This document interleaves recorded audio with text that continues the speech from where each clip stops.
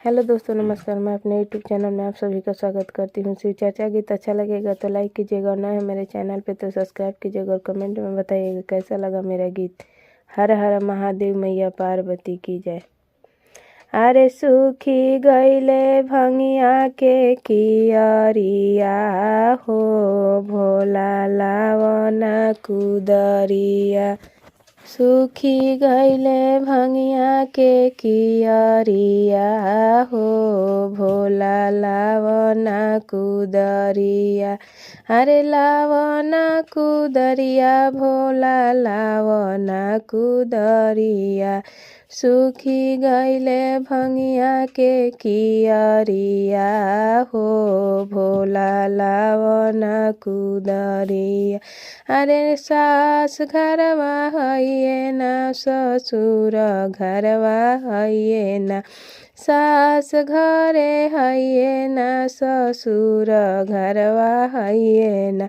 अरे के कारा पर करबो पटी दरिया हो, भोला लावना कुदरिया। अरे के कारा से करबो पटी दरिया हो, भोला लावना कुदरिया। लावना कुदरिया, भोला लावना कुदरिया। यारे सूखी गईले भंगिया के कियरिया हो, भोला लावना कुदरिया।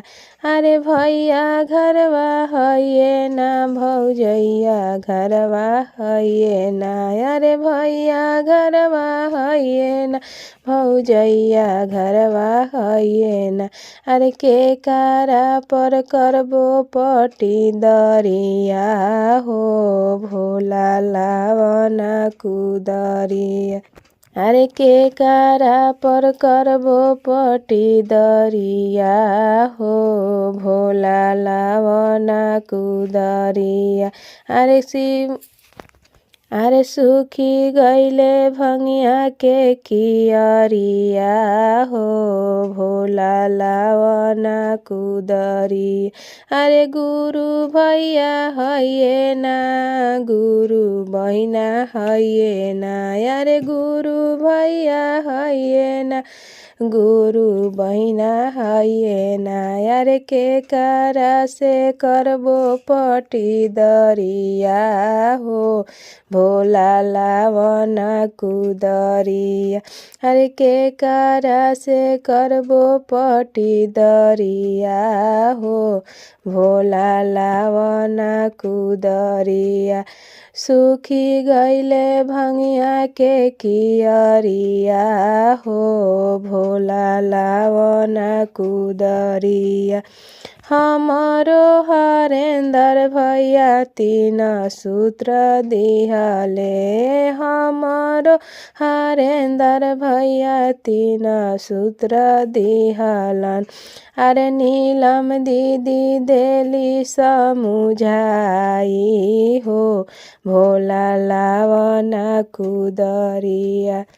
अरे नीलम दीदी देली समुझाई हो, भोला लावना कुदरिया। अरे सूखी गईले भंगिया के कियरिया हो, भोला लावना कुदरिया। अरे पहिले में दाया मंगिहा, दूसरे में चाराचा।